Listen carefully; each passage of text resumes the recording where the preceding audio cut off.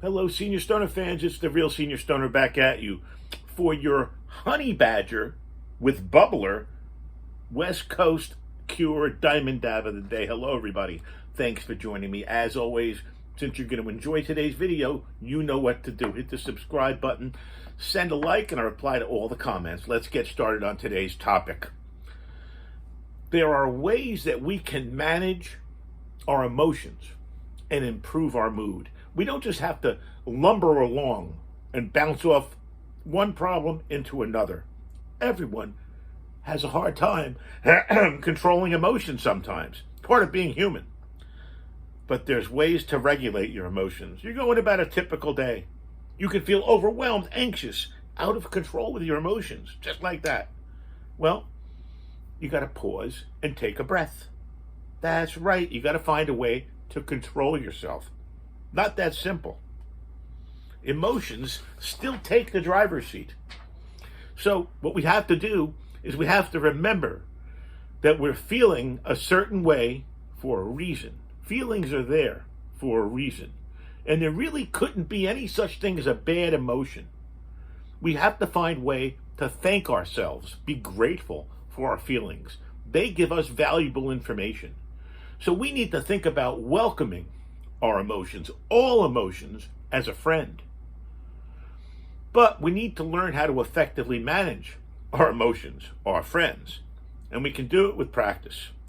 Self-regulation is at the core of managing our emotions. It's the ability to experience your thoughts, feelings, and emotions and choose how you're going to respond in a way that's positive for you and the others around you. Managing emotions is a learned skill. Begins with childhood. Your very first relationships with your primary caregivers. But did you know we're born without the ability to self-soothe?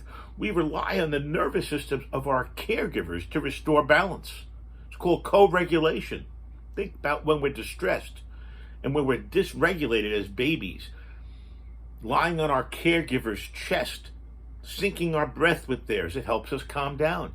I even do it with sugar. It helps sugar calm down. As we grow, the way our caregivers model emotional management is to help us handle our emotions ourselves. That's right.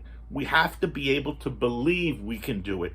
Teenagers and adults, though, who did not experience a supportive environment early in their childhood may have more difficult times with emotional regulation. If it sounds like me or you, I feel sorry for you. But don't feel sorry for yourself, because there are ways that even if we're pounded on by early childhood trauma, even if we're living with depression, we can still overcome things. We start with deep breathing. When we're overwhelmed with emotion, we do our deep breathing, our square breathing. Remember, it's happening because of the flight or fight response to fear. It's kicking in. Pulse speeds up. You might sweat. Bodily functions slow down. Your adrenaline surges. Guess what? When you're in that state, it's difficult, if not impossible, to process what other people are saying, let alone your own emotions and thoughts. You're in survival mode at that point. What can you do? Well, the breathing activates what's called the parasympathetic nervous system. That means that we're going to allow our body to unwind and restore. We're going to give ourselves sensory grounding when our emotions run too high and it feels difficult to stay present in your body or the physical environment. When that happens, tune to your five senses. That's right. It's a grounding strategy, kind of like splashing cold water on your face. So think of 5, 4, 3, 2, 1. 5 things you can see, 4 things you can touch, 3 things you can hear, 2 things you can smell, 1 thing you can taste. Once you go through the exercise, you've provided yourself with distraction from the stressor, and you've allowed your parasympathetic nervous system to kick in.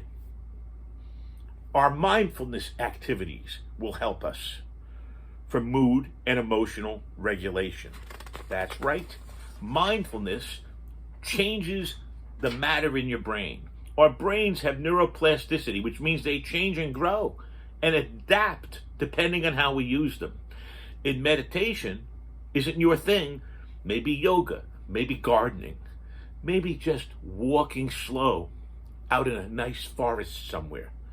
We need to practice acceptance of our emotions. Too often we label our emotions as negative, bad. We got to stop feeling like that. That creates an added layer of shame or guilt on your own, yourself. No, instead we have to find a helpful approach to our feelings, where we're almost looking at it as an observer, thinking, gee, what else is going to come up?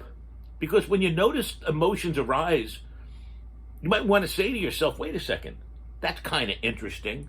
I'm experiencing anger. Why am I angry? Why am I angry? You might have a challenging time figuring out why you're feeling a certain way. Maybe you're going to create a feeling chart. I'm not kidding. Write your thoughts down in a journal. Record when you felt a certain way. Why was it that you would have felt that way? And then challenge your thoughts. That's right. If there are rational thoughts that are causing emotional distress, challenge them. Do a cognitive reappraisal of your own thoughts. Ask questions of yourself. Well, you know what? The more questions you ask of yourself, you might say to yourself, I can't answer them. Seek help. If you can't answer your own questions too many times, you don't have to go through it alone. Therapists are there on the app, on the phone, on the FaceTime, on the Zoom, in person. Find one. It'll help with unresolved trauma, because you know what? Things that you really can't figure out yourself still got to be figured out, right? So managing emotions is learned skill. Takes time, takes some effort. We're not just going to snap our fingers. It's going to take some practice, learn to self-regulate, learn different strategies, do the breathing we've talked about, and accept your emotions. But remember, if you need to, seek help from a professional. This has been The Real Senior Stoner, and we've been talking about our emotions today. You know what? Emotions are what make us different from the animal world, the animal kingdom. Sometimes some of us act like animals, but there is a distinct difference. Thanks for being here, everybody. As always, you know what to do. Since I know you enjoyed today's video, hit the subscribe button, send a like, and I reply to all the comments. After all, we're all people. We all have emotions. We all need to learn to manage them. Cheers. Have a wonderful day. Thanks for joining The Real Senior Stoner. Here comes the honey badger.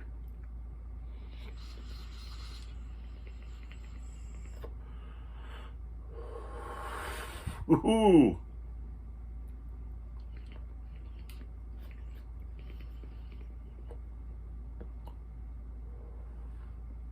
Delicious. Heavy hits. Measure it carefully in terms of not taking in too deep a breath.